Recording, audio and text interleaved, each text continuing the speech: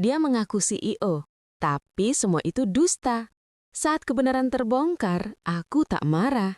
Aku hanya tersenyum membiarkan mereka tenggelam dalam kebohongan mereka sendiri. Assalamualaikum warahmatullahi wabarakatuh. Sahabat Santi Story yang dirahmati Allah, di balik setiap kisah, pasti ada hikmah yang tersembunyi. Pelajaran yang bisa mengubah arah hidup kita. Kisah kali ini akan membuat hati bergetar, mata terbuka, dan jiwa terinspirasi. Sebelum kita mulai, yuk kuatkan silaturahim ini dengan menekan tombol like, subscribe untuk selalu mendapat kisah penuh hikmah berikutnya, dan share video ini agar manfaatnya tersebar luas, menjadi amal jariah bagi kita semua. Siap menyelami lautan hikmah? Mari kita mulai. Pagi itu, matahari baru saja naik, menembus jendela dapur kecil rumah Naila. Aroma nasi goreng sederhana dengan irisan cabai dan telur menebar ke seluruh ruangan. Naila menyajikannya di atas meja, seperti rutinitas setiap hari. Senyum lembut di wajahnya menjadi kebiasaan yang ia pelihara, meski hatinya sering diselimuti lelah yang tak diucapkan. Ia masih mengenakan daster bunga yang sedikit pudar warnanya. Rambutnya diikat asal, tapi wajahnya tetap tenang. Dari arah kamar, suara Raka terdengar. Nada bicaranya berubah akhir-akhir ini. Lebih tegas, lebih berlagak penting. Sayang, aku nggak bisa sarapan lama. Hari ini aku harus ke kantor lebih pagi, ada meeting dengan Dewan Direksi. Ucapnya sambil mengenakan jas abu-abu yang baru dibelinya minggu lalu. Naila menoleh, memperhatikan. Dewan Direksi? Ulangnya pelan, memastikan ia tidak salah dengar. Raka tersenyum sombong. Iya, aku resmi diangkat jadi CEO di kantor. Mulai hari ini aku harus profesional, harus tampil beda. Kamu tahu sendiri, jabatan tinggi butuh tanggung jawab besar. Nela terdiam sesaat, ada rasa senang bercampur bingung di dadanya. Selama ini Raka jarang bercerita banyak soal pekerjaannya. Tiba-tiba ia mendengar kabar sebesar itu. Masya Allah, selamat ya Mas. Ujarnya tulus, meski dalam hatinya muncul pertanyaan-pertanyaan kecil yang belum berani ia suarakan. Tapi, kenapa mendadak sekali? Kok baru sekarang Mas cerita? Ya namanya promosi, Nay. Jawab Raka cepat sambil menatap pantulan dirinya di cermin dekat pintu. Aku nggak mau bilang dulu sebelum pasti. Lagi pula, aku capek jadi karyawan biasa. Sekarang waktunya orang lain lihat kemampuan aku. Naila tersenyum tipis. Alhamdulillah kalau begitu, aku bangga. Ucapnya lalu menunduk menahan nada ragu dalam suaranya. Raka merapikan dasinya, mengambil ponsel dan dompet, lalu menuju pintu. Namun sebelum langkah keluar, ia menatap Naila dari ujung kepala sampai kaki. Kalau nanti kamu ikut acara kantor, tolong ya dandan yang rapi sedikit. Jangan pakai daster terus. Aku sekarang bukan siapa-siapa lagi, Nay. Aku ini CEO. Istriku juga harus bisa tampil layak di depan orang-orang penting. Kalimat itu menampar batin Naila tanpa suara. Ia hanya tersenyum hambar dan mengangguk pelan. Ya Mas, aku ngerti. Pintu tertutup. Suara mesin mobil terdengar menjauh. Naila menatap meja makan yang kini sepi. Nasi goreng di hadapannya masih mengepul, tapi rasanya hambar. Ia mencoba menelan namun seolah lidahnya menolak. Ada sesuatu dalam nada bicara Raka yang membuat dadanya sesak, bukan karena bahagia, melainkan karena ada jarak baru yang terasa. Siang harinya ia menerima telepon dari Bu Ratna, ibunda Raka. Nada bicaranya tinggi dan penuh kebanggaan. Naila, kamu tahu nggak? Raka itu sekarang jadi CEO. Luar biasa anakku. Dari dulu aku yakin darah keluarga ini memang darah orang sukses. Untung dia nggak terlalu nurut sama kamu yang selalu nyuruh hidup sederhana. Nela tersenyum di ujung telepon, menahan diri agar tidak tersinggung. Iya Bu, saya juga senang sekali Bu. Ya subah, nanti sore mampir ke rumah. Keluarga besar mau kumpul buat syukuran kecil. Sekalian kamu belajar sedikit bagaimana bersikap di lingkungan orang berpendidikan. Jangan seperti dulu, polos banget. Telepon tertutup sebelum Naila sempat menjawab. Ia duduk lama di sofa, memandangi ruangan sederhana yang ia rawat sendiri selama bertahun-tahun. Semua dibangun dengan uang hasil kerja kerasnya di toko online kecil yang ia kelola diam-diam. Sementara Raka selama ini jarang sekali terlihat benar-benar bekerja. Pulang sering larut malam, tapi tanpa cerita yang jelas. Sore itu, Naila datang ke rumah mertua dengan membawa kue buatannya sendiri. Ia masih berusaha menghormati, masih coba bersikap baik meski tahu dirinya akan jadi bahan ejekan. Begitu masuk ke ruang tamu, suara tawa langsung menyambutnya. Semua mata tertuju padanya, bukan karena kekaguman, tapi karena rasa ingin menghakimi. Itu istrinya Raka kan? Bisik salah satu sepupu. Masih sama aja ya, simpel banget gayanya. Padahal suaminya sekarang CEO perusahaan besar. Bu Ratna tersenyum miring. Ya maklum, belum terbiasa tampil elegan. Namanya juga bukan dari keluarga mapan. Naila menunduk, menelan pahitnya komentar itu. Ia mencoba tetap tenang, menaruh kue di meja dan berkata lembut. Saya bawakan brownies, Bu. Semoga suka. Bu Ratna melirik dengan tatapan merendahkan. Wah, brownies rumahannya. Ya sudahlah, yang penting ada makanan. Sore itu menjadi sore terpanjang bagi Naila. Di antara obrolan sombong dan gelak tawa keluarga suaminya, ia duduk diam sambil mengamati. Tidak ada yang benar-benar memujinya, tidak ada yang menghargai ketulusannya. Semua sibuk membicarakan betapa hebatnya Raka yang kini jadi CEO. Namun, di balik senyumnya yang tenang, pikirannya berputar cepat. Ada banyak hal yang tidak masuk akal dari cerita itu. Raka baru saja mengeluh soal cicilan motor. Tapi sekarang tiba-tiba membeli jas mahal, ponsel baru dan berbicara seolah punya kantor sendiri. Malamnya setelah pulang dari rumah mertua, Naila duduk sendirian di teras. Angin malam berembus pelan. Ia menatap langit, mencoba mengatur napas. Ia ingin percaya pada suaminya. Tapi hatinya berkata lain. Ada sesuatu yang disembunyikan Raka. Sesuatu yang besar. Namun untuk saat ini, Naila belum memilih untuk diam. Ia tahu diam bisa menjadi senjata yang paling kuat. Ia akan menunggu, mengamati, dan saat waktunya tiba, ia ingin tahu apa sebenarnya yang sedang dimainkan oleh suaminya sendiri. Sudah hampir sebulan sejak Raka mengumumkan dirinya sebagai CEO. Sejak saat itu, suasana di rumah perlahan berubah.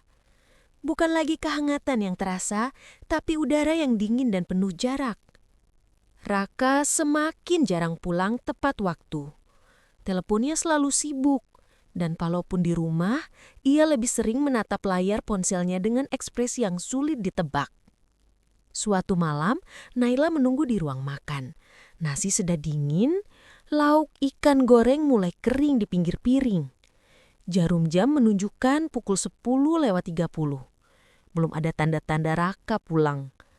Ketika suara mobil akhirnya terdengar di halaman, Naila berdiri dan tersenyum, mencoba tetap ramah. Mas capek ya?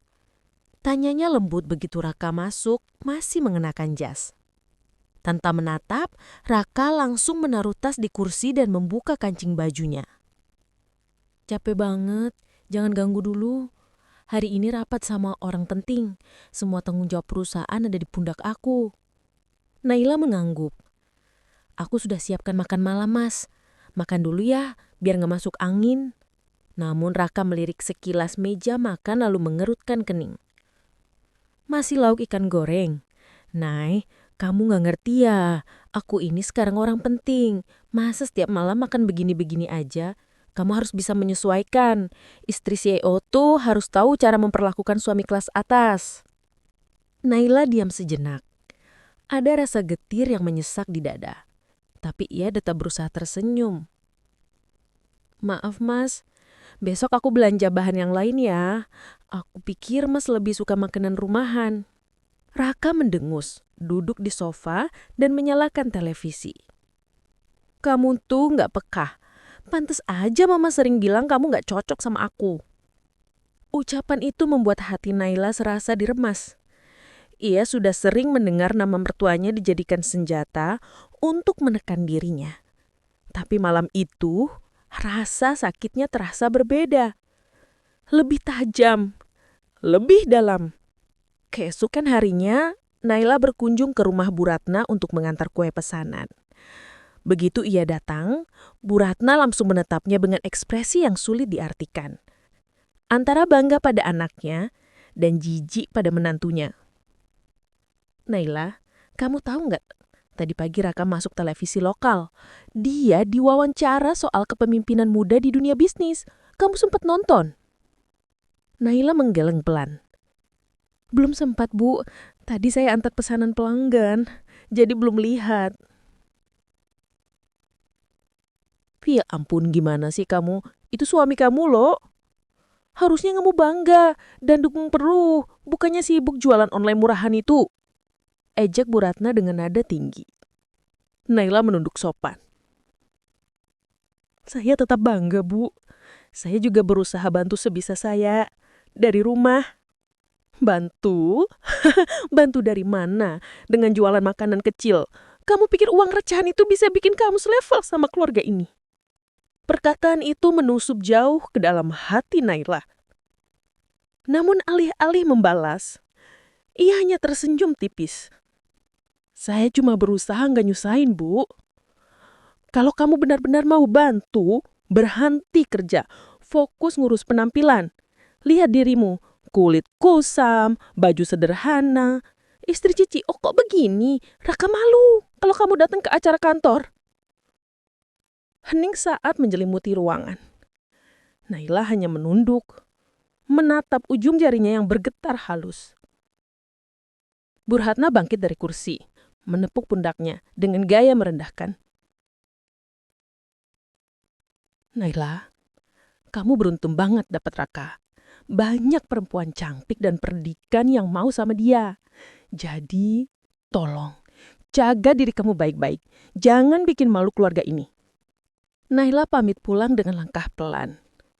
Begitu sampai di mobil, air matanya jatuh tanpa bisa ditahan. Ia menangis bukan karena lemah, tapi karena muak. Muak dengan semua penghinaan yang terus dibungkus dengan kalimat seolah nasihat. Dalam perjalanan pulang, pikirannya melayang. Ia mengingat masa-masa awal menikah dengan Raka. Dulu, Raka bukanlah pria yang sombong. Ia sederhana, penuh perhatian, bahkan sering memintanya ikut berdiskusi soal keuangan keluarga. Tapi sejak mengaku jadi CEO, semuanya berubah. Nada suaranya, cara berpakaian, bahkan cara menatap Naila seolah penuh rasa jijik. Tiba di rumah, Naila masuk ke kamar dan duduk di tepi ranjang. Di meja kecil, ada foto pernikahan mereka berdua. Raka tersenyum lebar dalam foto itu, menggenggam tangan Naila dengan tatapan bangga. Naila menatap lama, lalu menghela nafas. Kamu berubah, Mas. Entah karena jabatan, atau karena kebohongan yang kamu ciptakan sendiri. Hari berganti. Semakin hari, penghinaan kecil dari Raka menjadi kebiasaan. Saat Naila berbicara, Raka menimpali dengan ejekan halus. Saat Naila berpendapat, ia dipotong dengan kalimat, "Kamu gak akan ngerti urusan bisnis." Namun Naila bukan perempuan bodoh. Ia mulai memperhatikan setiap celah. Slip gaji yang tidak pernah sampai ke rumah, panggilan telepon yang selalu disembunyikan, serta jadwal kerja yang sering berubah tanpa penjelasan. Suatu malam, ketika Raka mandi, teleponnya berbunyi. Layar menampilkan nama Vina, Office. Ada pesan masuk. Besok tolong jangan lupa datang lebih pagi, Pak. Bapak tahu, investor mau ketemu langsung. Saya sudah siapkan seperti biasa.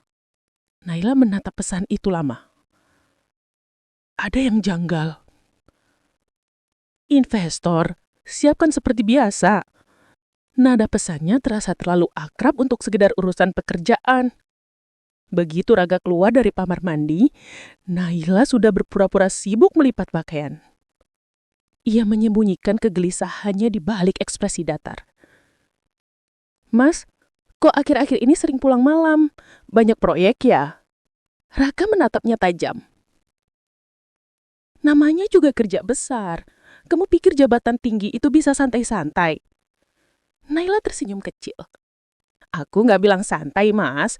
Aku cuma nanya. Ya udah, nanya-nanya hal gak penting. Sahut Raka ketus, lalu mengambil ponselnya dari meja.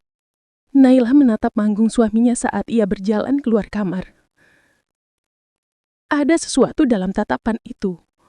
Bukan rasa takut, melainkan rasa waspada. Ia mulai yakin.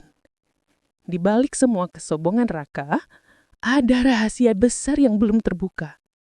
Malam itu saat rumah sudah sepi, Naila berdiri di depan jendela, memandangi lampu-lampu kota yang berkelip.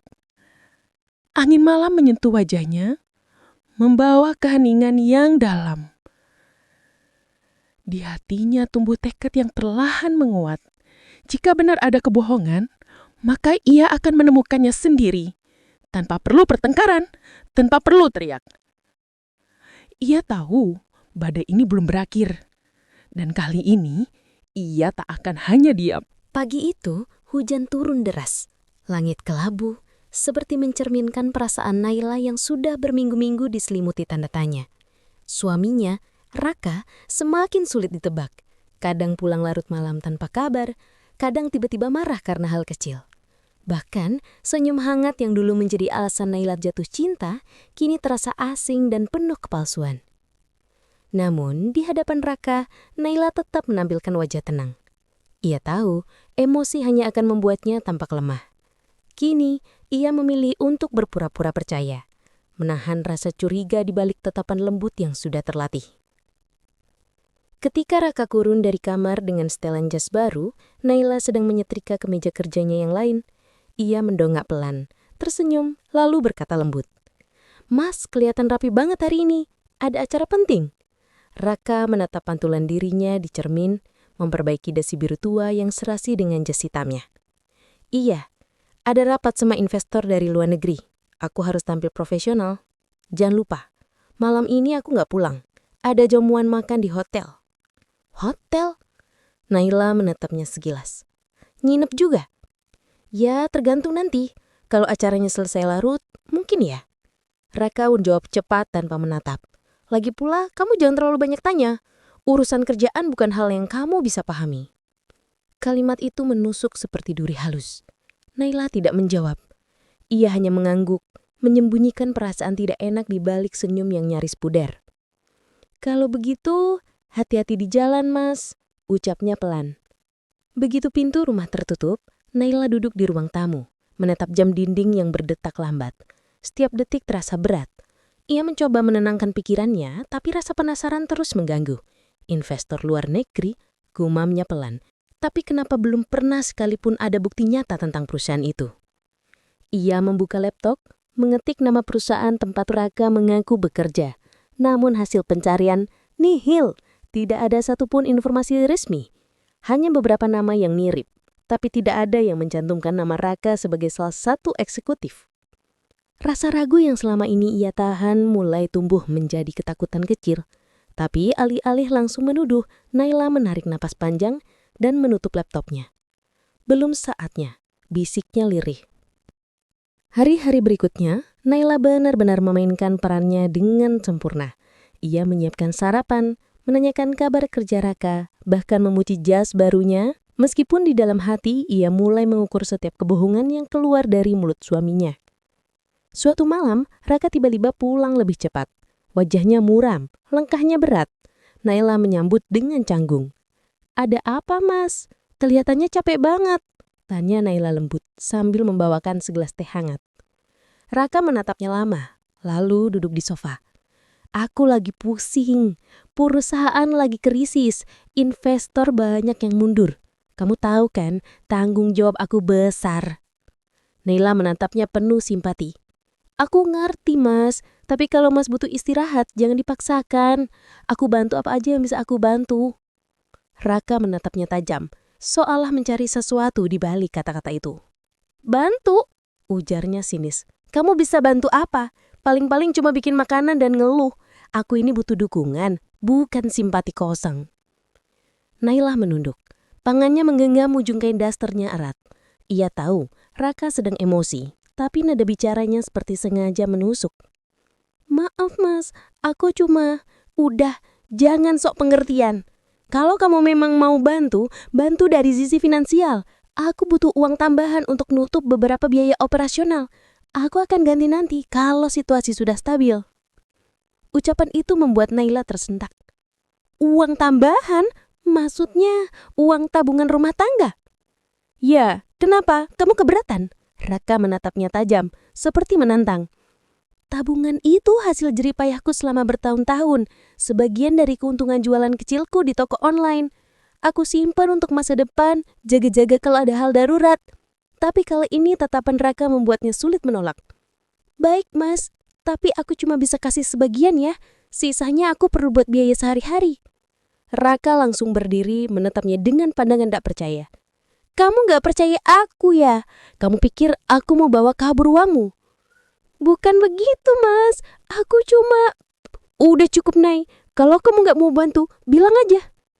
Ujarnya dingin, lalu berbalik menuju kamar. Suara pintu dibanting keras menggema di seluruh rumah. Naila terdiam lama, matanya mulai panas tapi air matanya tidak langsung jatuh. Ia menatap ruangan yang kini sunyi, mencoba menenangkan diri. Di dalam hatinya ada dua suara yang bertarung, antara ingin percaya dan ingin mencari tahu kebenaran. Beberapa hari kemudian, Raka mulai bersikap lebih lembut. Ia membawa bunga pulang, membelikan baju baru untuk Naila, bahkan mengajaknya makan malam di restoran. Aku sadar, aku terlalu keras sama kamu. Aku cuma stres, dunia kerja penuh tekanan.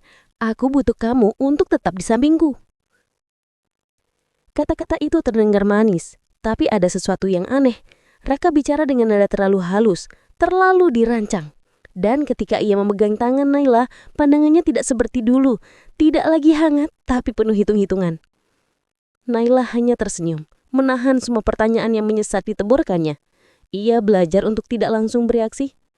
Aku ngerti mas, aku akan selalu ada buat kamu. Namun di dalam hatinya, ia berjanji pada diri sendiri bahwa mulai malam itu, ia tidak akan hanya menjadi penonton dalam hidupnya sendiri. Ia akan diam, tapi mengamati. Ia akan pura-pura percaya, tapi diam-diam mengumpulkan kepingan kebenaran yang selama ini tersembunyi di balik kebohongan suaminya. Dan di balik sorot matanya yang tenang, ada rencana yang perlahan mulai tumbuh. Rencana yang bahkan Raka tak akan pernah duga. Hari itu, suasana rumah terasa tegang. Raka baru pulang dari luar kota dengan wajah sumringah. Ia membawa beberapa map tebal berisi berkas dan proposal yang ia klaim sebagai peluang emas. Naila yang sedang menyiapkan makan malam sempat lega melihat suaminya datang dengan senyum. Namun, ketenangan itu lenyap ketika Raka mulai bicara serius di ruang makan. Nay, aku butuh tanda tanganmu di sini. Katanya seraya menggeser satu map ke arah Naila. Ini untuk investasi keluarga. Nilainya besar, tapi keuntungan nanti akan jauh lebih besar. Aku cuma butuh dukunganmu. Naila menatap lembar-lembar kertas itu dengan hati berdebar. Ada sesuatu yang tidak enak ia rasakan. Ia membaca sekilas dan keningnya berkerut. Ada beberapa istilah hukum yang asing. Beberapa poin terasa janggal. Ini butuh aku tanda tangan semua? Tanya Naila hati-hati. Iya, kan kamu pemilik sebagian aset rumah dan tabungan kita. Harus ada persetujuan istri. Jawab Raka cepat, seolah sudah menyiapkan jawaban. Naila menggigit bibir. Hatinya tidak tenang. Sejak beberapa bulan terakhir sikap Raka memang aneh. Terlalu percaya diri, banyak bicara soal bisnis, tapi selalu menghindar ketika ditanya sumber dananya. Kini ia meminta tanda tangan tanpa penjelasan rinci. Raka, aku belum yakin. Aku mau pelajari dulu boleh kan? Suaranya lembut tapi tegas. Raka langsung berubah. Senyumnya hilang, wajahnya mengeras. Kamu gak percaya sama aku? Aku ini suamimu, Nay. Aku kerja banting tulang buat masa depan kita, tapi kamu malah curiga. Nada suaranya meninggi, membuat Naila terdiam. Ia ingin menjelaskan tapi tak ingin pertengkaran membesar di depan mertua yang duduk tak jauh dari mereka. Namun suara langkah kaki terdengar dari ruang tamu. Mertuanya, Bu Ratna, sudah mendengar semuanya. Makanya kalau menjadi istri orang sukses harus percaya dan gak banyak tanya, kata Bu Ratna dengan nada sinis. Dulu waktu aku muda aku gak pernah ikut campur urusan bapakmu. Itu sebabnya kami bisa berhasil. Sekarang perempuan zaman sekarang baru dikasih tanggung jawab sedikit, udah panik. Naila menunduk, menggenggam tangannya erat. Ia ingin membela diri, tapi tahu percuma. Di rumah ini setiap kata darinya selalu dianggap pembangkangan. Bu, aku bukan gak percaya. Aku cuma ingin tahu dulu uangnya untuk apa. Aku takut salah langkah. Sudahlah, Nay. Potong Raka kasar. Aku capek. Aku cuma butuh tanda tangan, bukan ceramah. Naila menatapnya, menahan air mata yang mulai menggenang.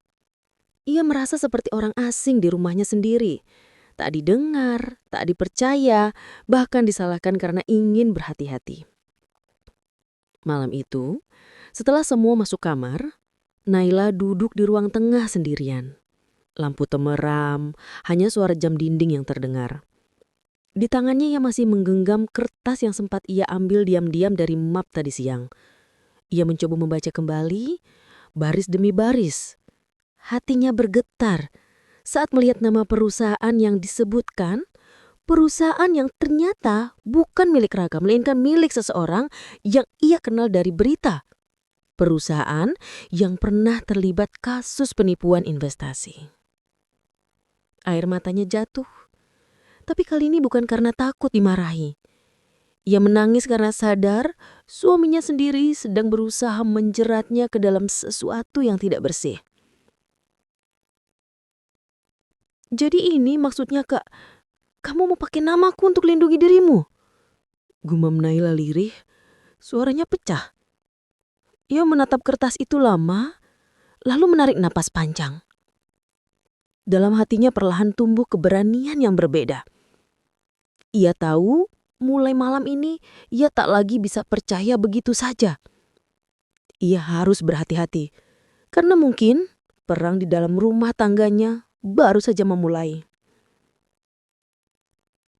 Namun di balik luka yang mulai membekas, ada api kecil yang menyala dalam diri Naila.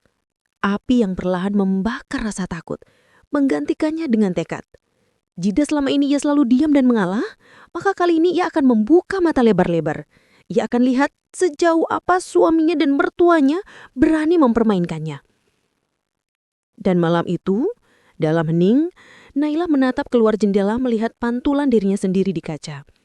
Ia tahu badai belum datang sepenuhnya, tapi ia juga tahu dirinya tak akan lagi menjadi perempuan yang mudah dipatahkan. Hari itu langit mendung, seolah tahu betapa beratnya langkah Naila menuju gedung tinggi di kawasan bisnis itu. Ia menggenggam tas kecilnya erat-erat, jemarinya dingin meski udara tidak begitu sejuk. Di dalam kepalanya, suara-suara bercampur. Wajah Raka yang penuh percaya diri ketika menyebut dirinya CEO, tawa mertua yang sering membanggakan anaknya yang sukses, dan dirinya sendiri yang terus mencoba percaya meski hatinya selalu menolak logika itu. Gedung itu tampak megah dari luar. Kaca-kaca tinggi berkilau, petugas keamanan berjaga dengan rapi, dan deretan mobil mewah terparkir di depan lobi. Naila berdiri beberapa detik di bawah papan nama besar bertuliskan PT Graha Sukses Mandiri, perusahaan yang selalu disebut Raka sebagai tempatnya memimpin tim besar. Ia menelan ludah, mencoba menenangkan nafasnya. Jantungnya berdetak kencang, bukan karena takut, melainkan karena ingin tahu kebenaran yang selama ini disembunyikan. Dengan langkah pelan, ia masuk ke lobi. "Selamat siang, Bu. Bisa saya bantu?" tanya satpam dengan ramah. Naila tersenyum kecil mencoba terdengar penang. "Ya, saya mau bertemu dengan Bapak Raka Prasetya. Katanya beliau CEO di sini." Satpam itu sempat tertegun. Lalu pandangannya berubah heran. Raka Prasetya? Ia mengulang nama itu pelan, seolah mencari di ingatannya. Lalu ia menahan tawa kecil. "Bu, di sini gak ada CEO atas nama itu." Naila terpaku. "Maaf, mungkin Bapak kurang tahu. Dia bilang sering rapat di lantai 8, ruang direksi. Kini satpam benar-benar tertawa. Lantai 8 memang ruang direksi, Bu. Tapi Raka bukan CEO. Dia dulu tenaga lepas di bagian logistik. Sudah lama keluar, sekitar 2 bulan yang lalu. Kata-kata itu bagai petir di siang bolong. Dunia Naila seakan berhenti berputar. Ia berdiri kaku, hanya mampu menatap satpam itu tanpa suara. Suara di sekitarnya memudar, langkah orang-orang yang berlalu lalang tak lagi terdengar. Tenaga lepas, ulang Naila nyaris tak terdengar. Iya, Bu. Dulu dia bantu-bantu bagian gudang. Orangnya sopan, tapi sering cerita besar. Banyak yang tahu dia suka ngaku-ngaku jabatan tinggi. Satpam itu berbicara dengan nada kasihan, tidak bermaksud menghina. Tapi setiap katanya terasa seperti belati yang menusuk dalam. Naila memejamkan mata sejenak, menahan gejolak di dadanya. Ia bisa saja meledak, menangis atau berteriak di sana. Tapi tidak. Ia membuka matanya perlahan, menatap satpam itu dengan senyum kecil yang getir. Baik, Pak. Terima kasih. Sekarang saya sudah tahu semuanya. Ia membungkuk sopan dan melangkah keluar dari gedung itu dengan langkah tenang. Namun setiap langkah terasa berat. Angin sore menyapu wajahnya, membawa serta sisa-sisa kepercayaan yang ia miliki selama ini. Di parkiran, Naila bersandar pada mobilnya. Tangannya gemetar saat merogoh ponsel. Ia membuka galeri, foto Raka dengan jas rapi, duduk di meja besar dengan latar belakang ruangan yang tampak seperti kantor. Foto yang selama ini ia pikir nyata. Ia memperbesar gambar itu, menatap lebih lama, lalu baru sadar itu bukan ruang direksi. Itu gudang yang diatur rapi dengan beberapa properti murah. Mungkin hasil dari akal licik seseorang yang ingin terlihat penting. Air mata Naila jatuh tanpa suara, tapi wajahnya tetap tenang. Ada sesuatu yang berubah dalam dirinya. Luka itu dalam, tapi dari luka itu juga lahir kesadaran baru. Selama ini bukan hanya cintanya yang dipermainkan, tapi harga dirinya juga dihina dengan kebohongan yang disusun begitu rapi. Ia menghapus air matanya perlahan. Baik, Raka. Kalau ini permainanmu, aku akan pura-pura tidak tahu. Aku akan lihat sejauh mana kamu sanggup mempertahankan kebohonganmu itu. Mobil-mobil berlalu di depannya, tapi Naila tetap berdiri di sana beberapa saat. Dari luar ia tampak tenang, tapi di dalam dadanya sedang bergejolak badai yang tak terlihat. Namun kali ini, bukan badai yang membuatnya goyah, melainkan badai yang akan ia kendalikan sendiri.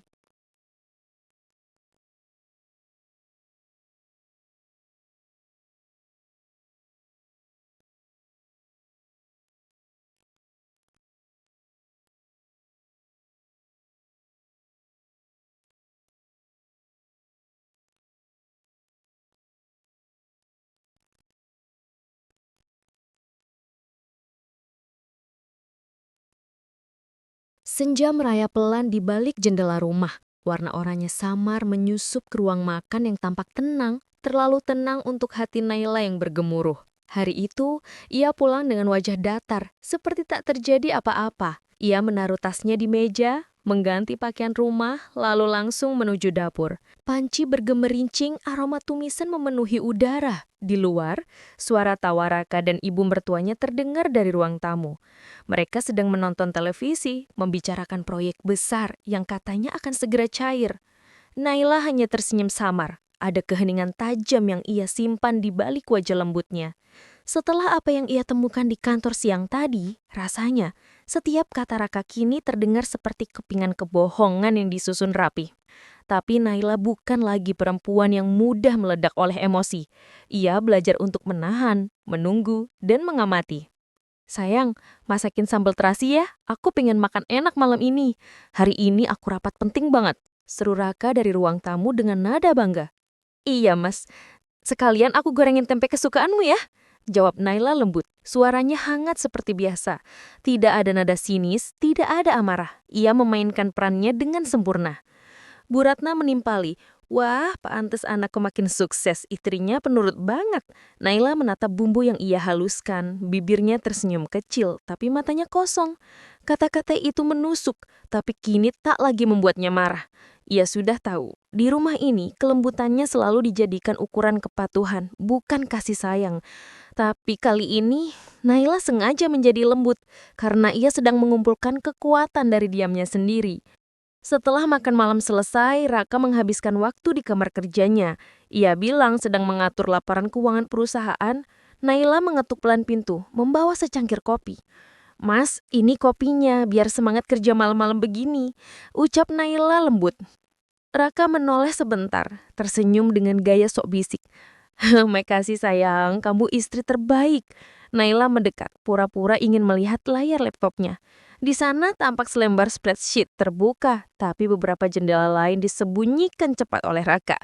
Naila berpura-pura tak sadar, hanya menaruh cangkir di meja dan berjalan pergi. Tapi dalam benaknya, ia mencatat semuanya. Setiap detail, setiap ekspresi gugup Raka saat ia datang. Malam itu setelah semua tidur, Naila diam-diam keluar dari kamar. Langkahnya ringan, hampir tanpa suara. Ia masuk ke ruang kerja Raka. Dengan hati-hati ia menyalin dokumen-dokumen dari laci, surat perjanjian, salinan rekening, dan beberapa nota transfer dengan nama yang sama berulang, yaitu Vina Larasati.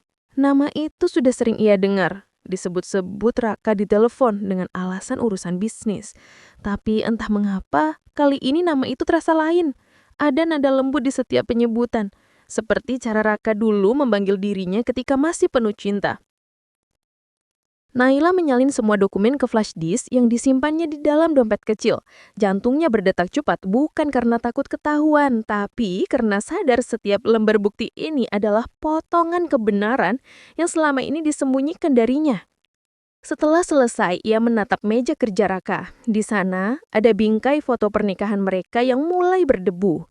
Ia mengambilnya pelan, meniup debunya, lalu menatap wajah di foto itu. Dua orang yang dulu saling mencintai, tapi kini dipisahkan oleh kebohongan yang terlalu dalam. Masih pantas disebut cinta, kalau semua hanya pura-pura. Bisiknya lirih. Naila meletakkan kembali bingkai itu di tempat semula, lalu berjalan menuju kamar. Ia berbaring di samping Raka yang sudah tidur pulas, mendengur kecil tanpa beban. Sementara di dadanya, Naila menyimpan badai yang siap meledak kapan saja. Ia menatap langit-langit, matanya tak kunjung terpejam. Dalam diam, ia membuat rencana, bukan balas dendam dalam amarah, tapi pembuktian dengan akal dan ketenangan. Ia akan pura-pura tak tahu, menunggu mereka membuka kebohongan mereka sendiri. Keesokan harinya, ketika Raka pamit bekerja dengan gaya CEO-nya yang dibuat-buat, Naila menatap punggungnya lama-lama. Senyumnya kali ini berbeda. Senyum dingin dari seseorang yang sudah tahu kebenaran tapi memilih menyimpannya untuk waktu yang tepat. Karena Naila tahu, permainan ini belum selesai, justru baru dimulai. Dan di permainan kali ini, bukan Raka yang akan memimpin jalannya cerita, tapi dirinya. Pagi itu, udara di dapur rumah Naila terasa lebih sunyi dari biasanya. Raka duduk di meja makan dengan kemeja rapi, seperti biasa berlagak sibuk menerima telepon dan bicara seolah sedang mengatur perusahaan besar. Di depannya, Naila menatap piring sambil menahan senyum kecil yang nyaris tak terlihat. Senyum yang bukan lagi tanda kelembutan, melainkan topeng untuk menyembunyikan badai yang kini ia kendalikan. Mas, ucap Naila pelan sambil menuangkan kopi. Aku kepikiran soal investasi yang kemarin kamu ceritakan. Kalau memang menguntungkan, apa aku bisa ikut juga? Raka yang sedang sibuk dengan ponselnya langsung menatap. Kaget tapi antusias. Maksudmu, kamu mau ikut nanam modal? Naila mengangguk dengan ekspresi polos. Iya, aku kan juga pingin bantu. Siapa tahu ini bisa jadi usaha kita berdua. Aku bisa pakai sebagian tabungan pribadiku. Seketika mata Raka berbinar. Wajahnya berubah jadi lembut seolah Naila baru saja mengucapkan hal paling indah di dunia. Wah, akhirnya kamu percaya juga sama aku. Dari dulu aku cuma pengen kamu dukung aku penuh, Nay. Aku janji hasilnya gak bakal bikin kamu nyesel. Kalau gitu nanti malam kamu ajarin aku detail investasinya ya, Mas. Kata Naila tersenyum tulus. Tapi di dalam pikirannya, kalimat itu adalah perangkap pertama yang ia tebarkan dengan hati-hati. Begitu Raka berangkat, Naila mengambil ponselnya dan menekan satu nama yang sudah lama tak ia hubungi. Arman, seorang teman kuliahnya dulu, kini bekerja di lembaga keuangan dan memiliki akses luas pada data transaksi serta laporan perbankan. Man, aku butuh bantuanmu, ucap Naila pelan ketika panggilan tersambung. Suaramu kok serius banget, Nay? Ada apa? Aku cuma ingin tahu sesuatu tentang suamiku. Aku curiga dia pakai rekening rumah tangga buat hal yang gak semestinya. Suara di seberang sempat diam sejenak, lalu terdengar tenang. Kirim aku nomor rekeningnya. Aku akan bantu cek. Tapi kamu siap ya, Nay, kalau hasilnya gak seperti yang kamu harap? Naila tersenyum getir. Man, aku sudah siap bahkan sebelum minta tolong. Beberapa hari kemudian, Arman mengirimkan laporan yang membuat dada Naila sesak tapi sekaligus kuat. Rekening mereka kosong. Semua dana yang selama ini ia kumpulkan, tabungan, hasil kerja sampingan, bahkan simpanan kecil untuk masa depan anak mereka lenyat. Semua dialirkan ke rekening atas nama Vina Larasati. Jumlahnya besar dan tercatat dengan pola transfer yang berulang, seperti pembayaran ke rekan bisnis. Namun Arman menambahkan sesuatu yang membuat rahangnya mengeras. Wina itu bukan pengusaha, Nay. Dia itu nama yang muncul di daftar pengawasan kami. Diduga terlibat dalam jaringan penipuan investasi fiktif. Naila tak langsung menjawab. Ia menatap layar ponsel lama, matanya kosong. Tapi di balik keheningan itu, ada bara kecil yang menyala makin terang. Terima kasih, Man. Tolong simpan semua datanya. Jangan hapus satupun. Malamnya, Raka pulang dengan gaya biasa. Penuh percaya diri, bercerita tentang rapat besar dan klien luar negeri. Naila mendengarkan sambil menyiapkan teh hangat. Tak sedikit pun menunjukkan bahwa ia tahu segalanya. Mas, Atu mau tahu detail investasinya?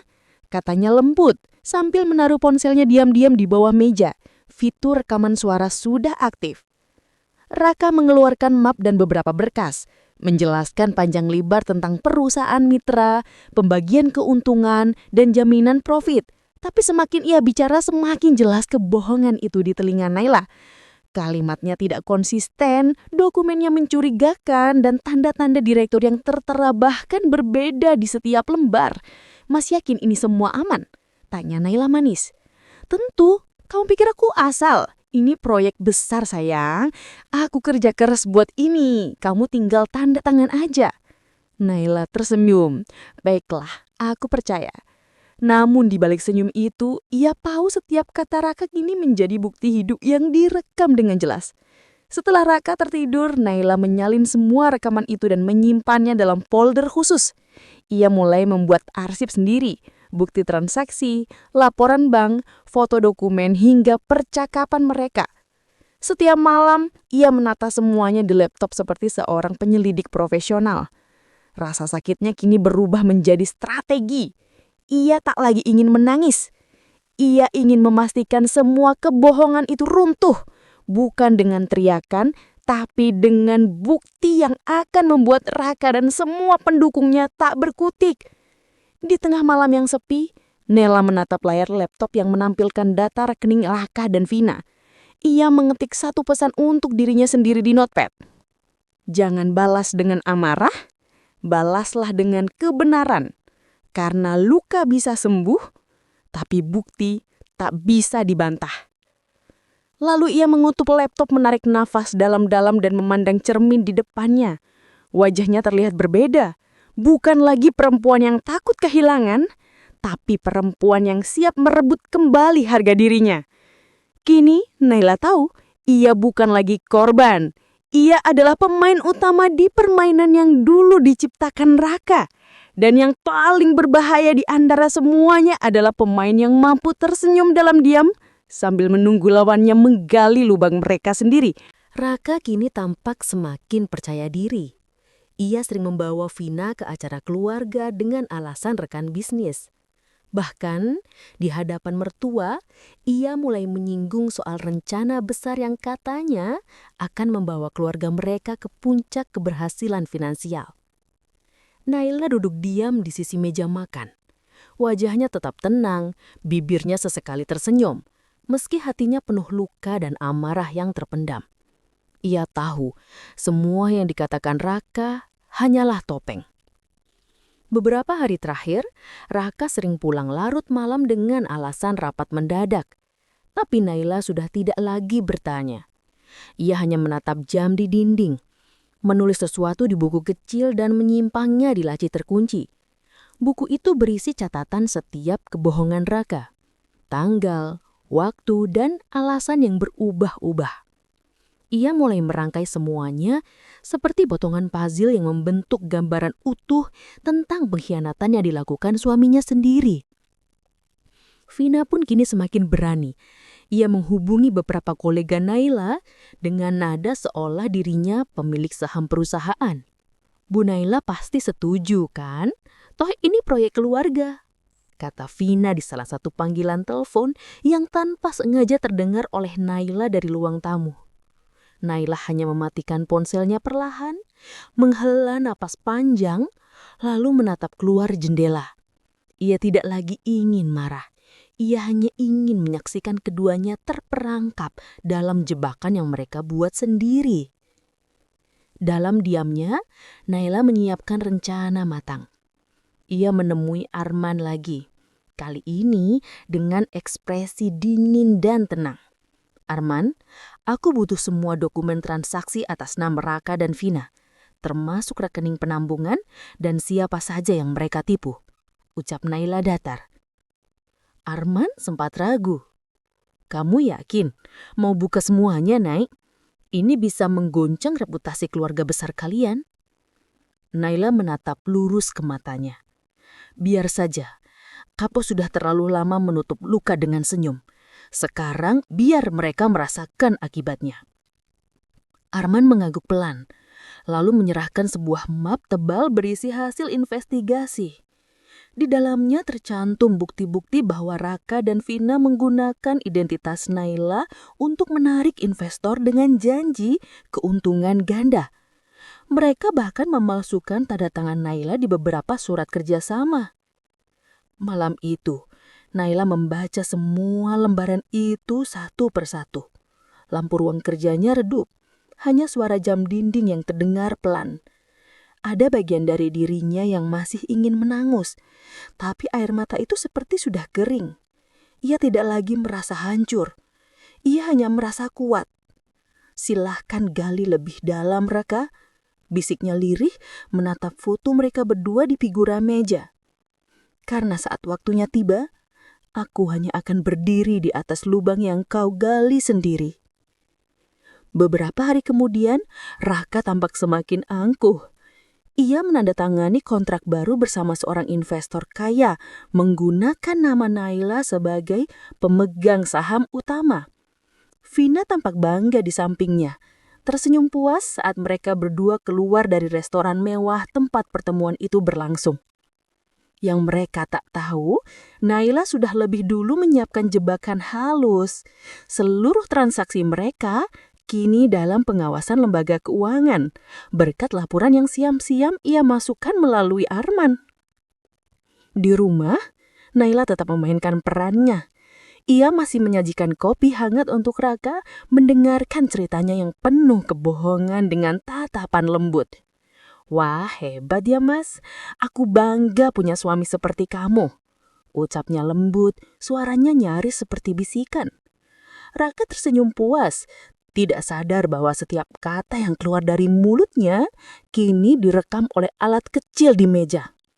Setiap hari, langkah Naila semakin tenang. Ia tahu waktunya belum tiba.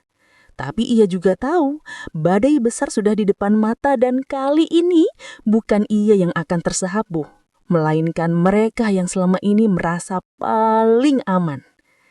Keheningan yang ia ciptakan bukan tanda kalah, tapi bentuk kesabaran yang tajam dan terukur.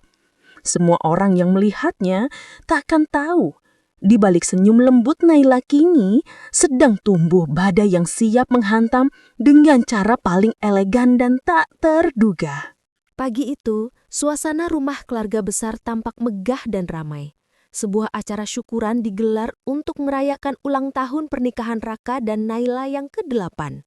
Semua anggota keluarga hadir, mertua, ipar, kerabat jauh, bahkan beberapa rekan bisnis Raka yang selama ini percaya penuh padanya. Di antara tawa dan obrolan ringan, hanya satu orang yang tampak paling tenang di ruangan itu, Naila. Ia mengenakan gaun sederhana berwarna biru lembut, wajahnya lembut, langkahnya tenang, tapi di balik senyum tipisnya ada badai yang siap meledak dengan cara paling anggun.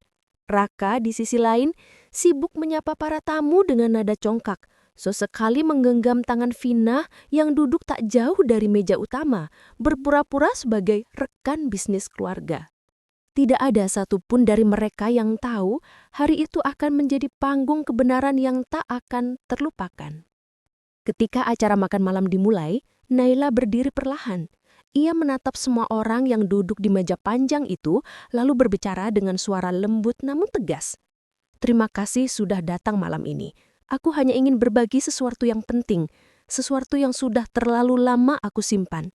Raka menatap heran, sedikit gugup. Sayang, acara ini kan untuk kita. Kenapa bicara yang aneh-aneh? Katanya sambil tertawa kecil, mencoba mencairkan suasana. Naila membalas dengan senyum hangat, tapi matanya menatap tajam. Justru karena ini acara kita, aku ingin semua orang tahu siapa kita sebenarnya. Ruangan mendadak hening. Semua pandangan tertuju pada Naila yang kini berdiri di tengah ruangan, memegang sebuah map coklat. Ia membuka satu lembar kertas, memperlihatkan kepada semua orang. Selama ini aku selalu percaya pada Raka. Aku pikir dia suami yang jujur, bekerja keras, dan setia. Tapi ternyata semua itu hanyalah cerita yang dia tulis sendiri untuk menutupi kebohongannya. Vina menegakkan badan, matanya mulai gelisah. Raka tersenyum kaku, mencoba tetap tenang. Apa maksudmu, Naila? Naila menatapnya tanpa gentar. Aku punya semua bukti, Raka. Semua transaksi, rekening, kontrak palsu, tanda tanganku yang dipalsukan, bahkan rekaman suaramu saat menawarkan investasi bodong menggunakan namaku. Suara guguman kecil mulai terdengar di antara para tamu.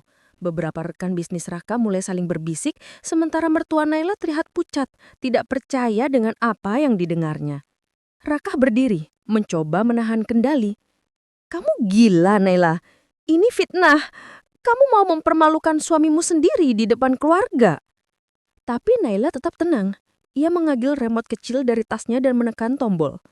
Layar besar di ruangan itu menampilkan rekaman video. Raka dan Vina sedang berbicara di restoran mewah, membicarakan uang dari investor yang menggunakan nama Naila. Terdengar jelas suara Raka berkata, "Tenang aja, Vin. Semua atas nama Naila. Kalau ada apa-apa, yang disalahin pasti dia." Semua terdiam. Hanya suara napas berat dan desahan terkejut yang mengisi ruangan. Vina menunduk, wajahnya memucat. Mertua Naila menatap anaknya dengan pandangan kecewa dan marah. "Raka, apa ini benar?" Tanya ayahnya pelan, suaranya bergetar. Raka tak bisa menjawab, mulutnya terbuka tapi tak ada suara keluar. Naila melangkah pelan mendekati meja, menatap semua orang yang duduk di meja panjang itu, lalu berbicara dengan suara lembut namun tegas. "Selama ini, aku selalu percaya pada Raka. Aku pikir dia suami yang jujur, bekerja keras, dan setia. Tapi ternyata semua itu hanyalah cerita yang dia tulis sendiri untuk menutupi kebohongannya." Vina berdiri panik mencoba membela diri. Jangan percaya sama dia. Naomi cuma cemburu, dia iri karena aku dan Raka. Belum sempat ia melanjutkan, Naila menatapnya tajam. Kau mau bicarakan tentang cinta? Baik, tapi katakan dulu Vina. Apakah cinta itu perlu memakai uang orang lain untuk hidup mewah? Vina terdiam, matanya mulai berkaca-kaca. Raka mencoba mendekati Naila, tapi Naila melangkah satu langkah menjauh darinya. Jangan dekati aku, Raka. Aku sudah cukup sabar menjadi istrimu yang kau jadikan tameng.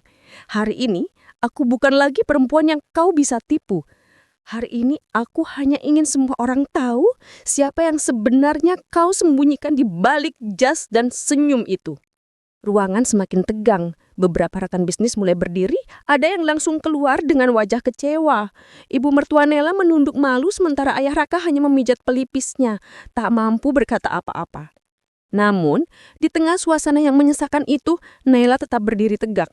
Tatapannya tidak marah, tidak pula menangis, melainkan tenang dan penuh wibawa. Ia tahu inilah puncak dari perjuangannya, bukan sekedar membalas, tapi menunjukkan bahwa kebenaran tidak perlu berteriak untuk terdengar. Rakang ini hanya bisa menunduk, nafasnya berat, wajahnya memerah karena malu. Semua yang selama ini dia bangun, kebanggaan, reputasi, dan topeng kehormatan, hancur di depan mata semua orang. Dan Naila dengan langkah pelan namun pasti duduk kembali di kursinya. Ia meneguk segelas air putih, sementara semua mata masih tertuju padanya. Dalam keheningan yang mencekam itu, hanya satu hal yang pasti. Permainan telah berakhir. Tapi Naila belum selesai. Ia masih punya satu langkah terakhir yang akan ia lakukan bukan untuk membalas, tapi untuk menutup segalanya dengan martabat dan kemenangan yang tak bisa dibantah siapapun. Raka masih berdiri di tengah ruangan yang kini sunyi-sunyap. Sorot mata semua orang seolah menusuk ke arah dirinya. Nafasnya berat, wajahnya pucat, dan keringat mulai menetes di pelipis. Tidak ada lagi sisa keangkuhan di wajah yang dulu selalu penuh percaya diri itu. Vina menunduk dalam-dalam, tangan gemetar, dan tanpa sepatah kata pun ia pergi dari ruangan dengan langkah tergesa, meninggalkan Raka yang kini menanggung malu seorang diri. Naila tetap duduk tenang. Dalam diamnya ada campuran lega, luka, dan keteguhan yang aneh. Ia tidak tersenyum, tidak pula menangis. Hanya memandang satu persatu orang di sekitarnya, termasuk mertua yang kini tak lagi berani menatap matanya. Ibu mertua yang dulu sering menyindirnya, kini meneteskan air mata. Naila, kami tidak tahu. Maafkan kami. Naila menatapnya dengan tenang. Saya tidak marah, Bu. Saya hanya kecewa. Karena selama ini saya dianggap terlalu banyak tanya, terlalu banyak curiga, padahal saya hanya ingin rumah tangga ini jujur. Tapi mungkin kejujuran memang tidak bisa dipaksa lahir dari hati yang sudah penuh tiku daya. Ayah Raka akhirnya bersuara. Suaranya berat, penuh penyesalan. Kami salah menilai, Nay. Kau perempuan kuat. Kami buta karena terlalu percaya pada kebohongan anak kami sendiri. Raka mencoba mendekat. Suaranya pelan dan serak. Naila, aku bisa jelaskan semuanya. Aku cuma ingin... Namun, Naila memotongnya lembut. Tidak perlu dijelaskan, Rak. Aku sudah cukup lama hidup di dalam kebohonganmu. Jadi tidak ada alasan untuk mendengarkan lagi. Aku bukan ingin kau dihukum. Aku hanya ingin kebenaran muncul. Dan hari ini, itu sudah terjadi. Ia berdiri perlahan, merapaikan map di tangannya, lalu menatap Raka untuk terakhir kalinya dengan pandangan dingin namun penuh wibawa. Kau pernah bilang padaku, hidup ini permainan. Yang menang adalah yang paling pandai berpura-pura. Tapi ternyata Rak, permainanmu terlalu murahan. Karena akhirnya, setiap kepura-puraan akan kalah oleh ketulusan. Raka tertunduk. Bibirnya bergetar, tapi tak ada kata yang sanggup keluar. Semua orang di ruangan itu tahu tak ada pembelaan yang bisa menyelamatkannya. Naila berbalik, melangkah menuju pintu dengan langkah perlahan namun pasti. Setiap langkahnya terdengar jelas di antara keheningan, seperti tanda perpisahan, tapi juga kemenangan. Sesampainya di depan pintu, ia berhenti sejenak. Tanpa menoleh, ia berkata pelan namun tegas, "Aku tidak kehilangan apa-apa, Rak. Justru hari ini, aku baru benar-benar menemukan diriku sendiri." Begitu pintu tertutup di belakangnya, seolah udara di ruangan itu ikut berubah. Semua orang sadar, mereka baru saja menyaksikan bukan hanya pengungkapan, tapi juga kebangkitan seorang wanita yang selama ini diremehkan. Beberapa hari kemudian, kabar tentang kebohongan Raka tersebar luas. Para investor menuntutnya, Vina menghilang, dan semua kemewahan yang dulu mereka pamerkan sirna begitu cepat. Raka kehilangan segalanya, uang, nama, dan harga diri. Sedangkan Naila memulai hidup baru. Ia kembali bekerja di sebuah lembaga sosial, membantu perempuan-perempuan yang pernah menjadi korban manipulasi seperti dirinya. Wajahnya tampak lebih tenang, sorot matanya teduh, tapi tetap menyimpan kekuatan yang tak bisa dibantah siapapun. Suatu sore, saat matahari perlahan tenggelam, Naila duduk di taman rumah kecil yang kini ia tinggali bersama ibunya. Ia menatap langit jingga dan berbisik pelan, "Tuhan, terima kasih sudah menunjukkan bahwa setiap luka punya akhir yang indah, selama kita tidak membalas dengan kebencian." Angin sore berhembus limbut, membawa aroma damai yang lama tak ia rasakan. Ia tersenyum, bukan karena bahagia telah menang, tapi karena akhirnya ia bebas. Bebas dari belenggu kebohongan, dari cinta yang hanya menyakiti, dari kehidupan yang dipenuhi sandiwara. Lalu dengan suara lirih, Naila berkata seperti berbicara pada dirinya sendiri, "Kadang Tuhan tak langsung membela kita. Ia biarkan kita jatuh, menangis, dan berjuang sendirian, agar saat kebenaran akhirnya datang, kita tidak hanya menang, tapi juga tumbuh. Dan hari ini, aku belajar bahwa membalas dendam bukanlah dengan kemarahan, melainkan dengan ketenangan dan keberhasilan untuk tetap jadi manusia yang berharga." Ia menutup matanya sejenak, membiarkan air mata mengalir perlahan, bukan lagi air mata sedih, namun lega. Dan begitulah akhir kisah Naila, bukan tentang kehancuran, tapi tentang kelahiran kembali. Dari perempuan yang dulu ditindas dan dipermainkan, kini menjadi sosok yang berdiri di atas kebenaran dengan kepala tegak dan hati yang telah sembuh. Kita tak bisa mengontrol siapa yang menyakiti kita, tapi kita selalu bisa memilih bagaimana cara kita berdiri setelah dijatuhkan. Kadang diam bukan berarti kalah. Itu tanda seseorang sedang menyiapkan kebangkitan yang jauh lebih indah daripada pembalasan.